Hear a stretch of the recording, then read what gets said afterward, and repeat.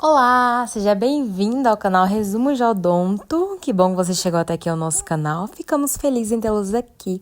Obrigada por clicar nesse vídeo. E hoje a gente vai falar sobre as anomalias radiculares. Você sabe que a raiz do dente, exatamente, a raiz, ela tem diversas formas e formatos diferentes que, ao decorrer da sua vida profissional, você pode vê-las. Principalmente se você faz canal, se você faz extração, existem diversos tipos de anomalias que podem acometer as raízes. E as anomalias radiculares, elas podem estar relacionadas com diversas coisas, como a forma, o número, o tamanho ou até mesmo a posição dos dentes. Quando a gente fala em posição, a gente pensa logo de um dente ciso, que pode vir vestibularizado, mesializado, em oclusão, em linha, em diversos formatos, que não é o intuito desse vídeo. Mas falando sobre essas anomalias, elas são causadas por alterações na diferenciação das células, que geram modificações nas estruturas. E lembrando para vocês que as anomalias radiculares, elas podem estar constatadas tanto na dentição decida, ou seja, em dentes de leite, quanto em dentes permanentes também, tá? Então a gente vai falar algumas nesse vídeo de hoje, começando com a dilaceração radicular. O que é isso?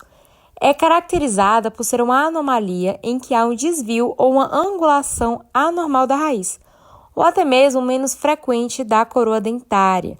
A dilaceração radicular ela pode estar associada a algumas lesões traumáticas, como a luxação, a intrusão, a avulsão do dente descido e também fatores hereditários, como dentes supranumerários, cistos ou tumores.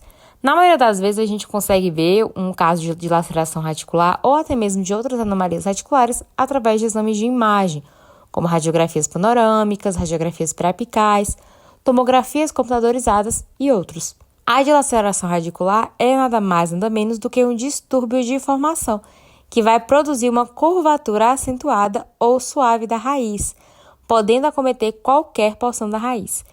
Esses dias eu peguei um siso na clínica, que eu encaminhei para um bucomaxilo, porque tinha uma dilaceração radicular extremamente acentuada. A raiz, ela tava como se fosse dar um arabesco, aquele passo de balé, sabe? Então, é algo que foge do comum da dentição.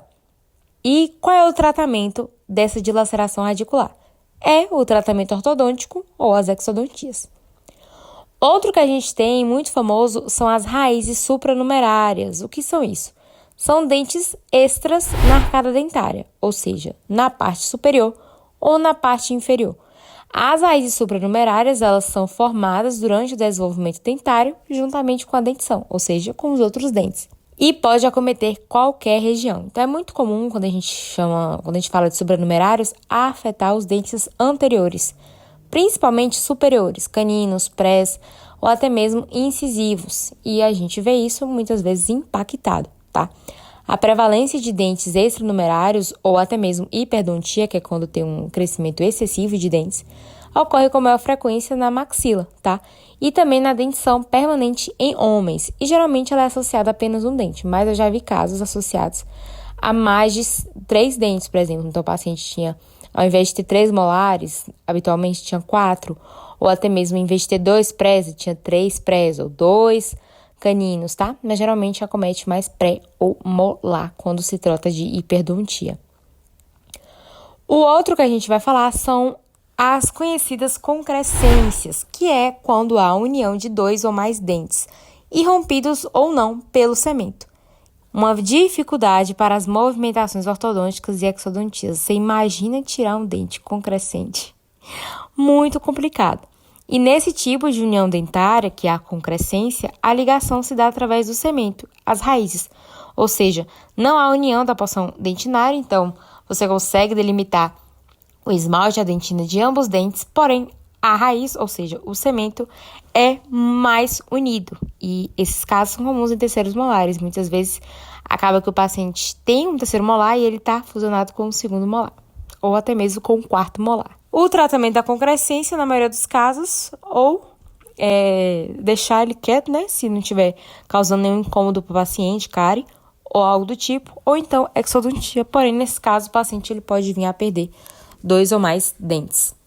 Hipersementose. O que é uma hipersementose? É uma condição não neoplásica da etiologia, porém ela é desconhecida a sua causa.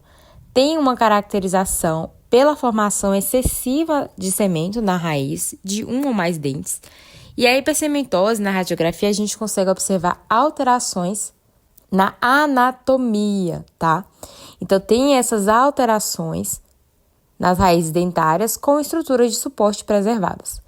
Além disso, a hipersementose ela pode ser incorretamente diagnosticada como outras lesões radiopacas com estreita associação com raízes dentárias, como a osteoclerose idiopática, a osteite condensante, a displasia óssea, o fibroma ossificante, o osteoma central e o osteoma osteoide. Se você está na dúvida, encaminhe o seu paciente principalmente para um histopatologista, tá? Raízes fusionadas muito frequentes em molares, principalmente em dentes cisos, tá? E a raiz fusionada, ela possui uma grande porcentagem de raízes fusionadas, total ou parcial. E isso facilita o seu diagnóstico. Quando a gente fala sobre uma raiz fusionada, a gente fala sobre a redução do número de raízes, ou seja, em vez de ter 4 raízes, tem 2 raízes, em vez de ter 5, tem 1 raiz. Mas às vezes pode ter a redução do número de canais ou não. E geralmente as raízes fusionadas são fusionadas pelo cemento ou pela dentina. É muito comum algumas pessoas confundirem raízes fusionadas com hipersementose. E existem alguns casos que o paciente possa ter os dois também, tá bom?